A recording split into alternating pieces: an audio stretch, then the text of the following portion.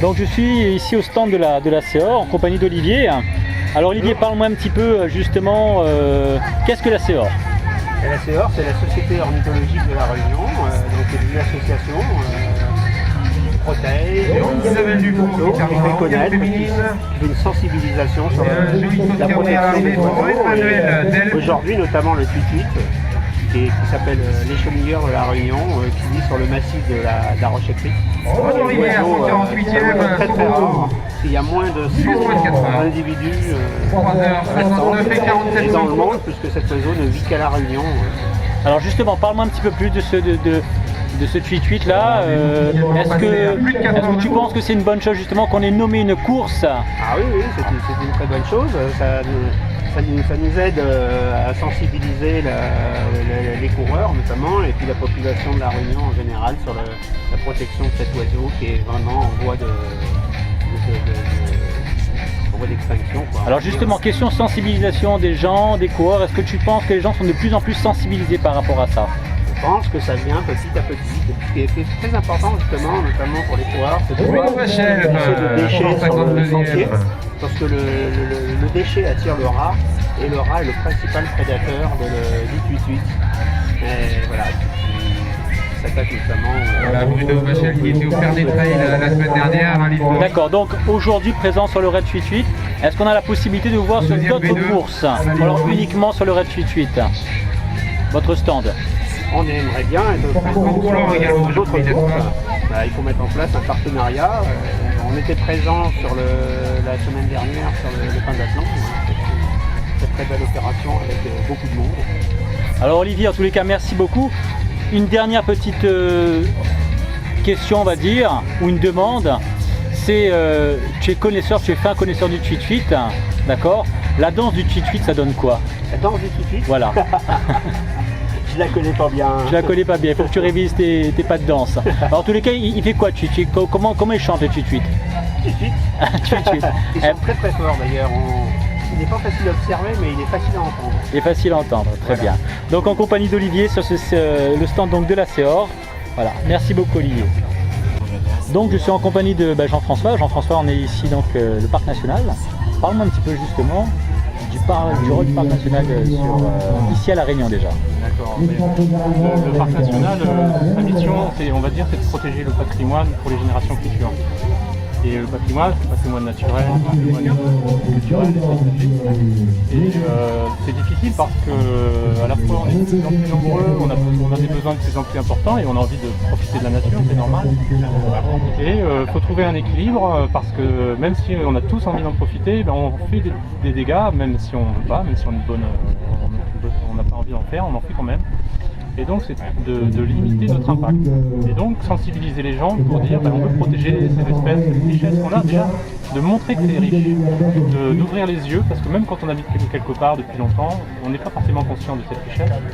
Et donc déjà la première chose c'est d'en être conscient pour avoir envie de la protéger. Et un exemple, on n'est pas forcément conscient que quand on jette une peau d'orange ou une peau de banane, c'est gênant pour la nature parce que c'est biodégradable, donc on se dit ça gêne pas.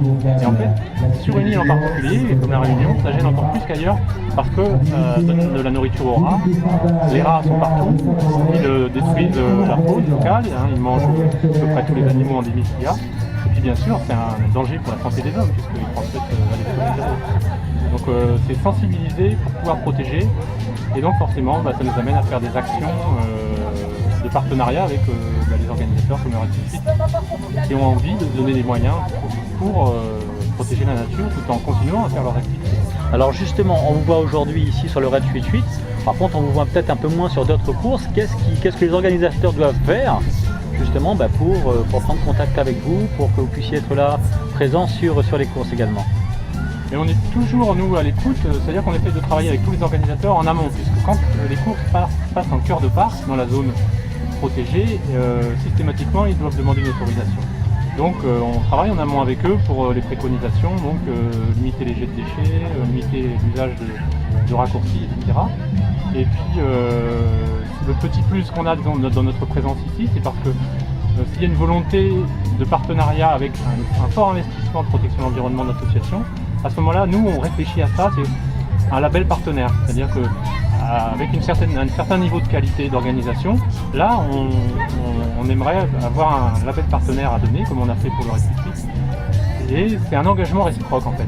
L'organisateur s'engage à respecter l'environnement, du coup nous on s'engage aussi à être présent, à apporter du temps, des animations, c'est au cas par cas, on décide ensemble du partenariat qu'on va faire. D'accord. Donc, et maintenant, qu'est-ce que donc justement ce processus de sensibilisation des coureurs, est-ce qu'on est encore loin justement? Est-ce qu'il y a encore beaucoup de travail à faire? Je pense qu'il y a encore beaucoup de travail parce que nous on le constate, ne serait-ce que les gens qui s'entraînent sur les sentiers, parce que on est très présent sur le terrain, donc on va avoir un sentier très, très propre le matin, on va croiser beaucoup de gens qui s'entraînent et on repasse le soir et on va trouver des tubes, on va trouver des emballages de céréales. Alors ça ne représente pas certainement la majorité des coureurs, mais s'il n'y a que 20 ou 10% des coureurs qui ne respectent pas, ça fait des dégâts parce que tout de suite ça va relancer la nourriture pour les rats et ça gâche le paysage. Et c'est une mauvaise image, une mauvaise image pour tout le monde. Donc il y a beaucoup de travail à faire de sensibilisation et de bien prendre en compte que quand on court dans un environnement qu'il faut respecter. D'accord, donc ton souhait, c'est quoi? Enfin, ton souhait dans 5 ans, dans 10 ans, dans 20 ans La Réunion, c'est quoi, dis-moi? Eh bien, c'est que les gens prennent en compte ce qu'ils ont autour d'eux et que après une course, on ne voit pas qu'il y a eu une course. En tous les cas, je te remercie beaucoup et bonne continuation à toi. De rien. Merci. Donc je suis en compagnie d'Isabelle. Isabelle, on est ici avec une super structure gonflable. Parle-moi un petit peu de ton rôle ici. Mon rôle, je suis parent d'une élève qui va partir en Norvège avec le lycée Santa-Garriga. C'est un voyage organisé par deux professeurs de physique, M. Begg et M. Conterio.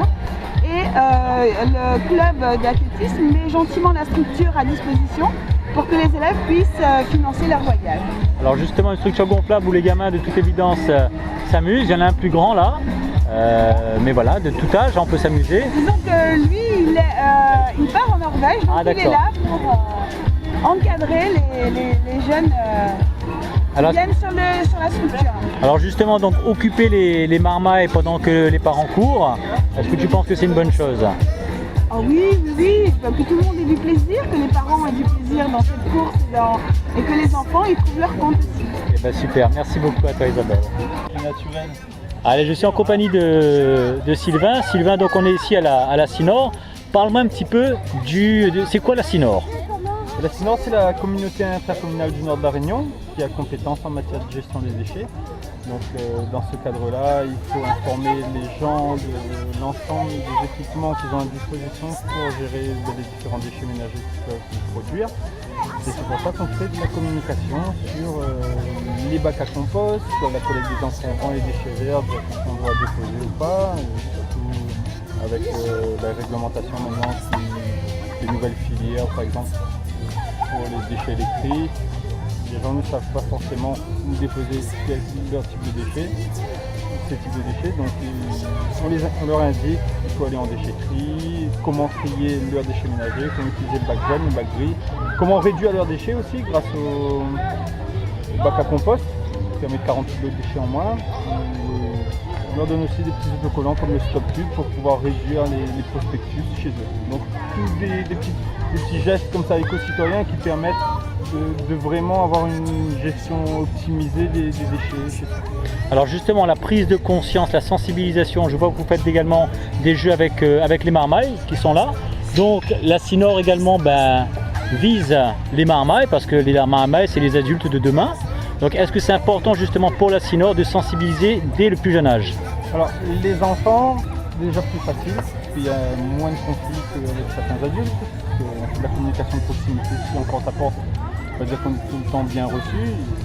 C'est un déchet qui passe en général, les déchets, c'est difficile de communiquer là-dessus.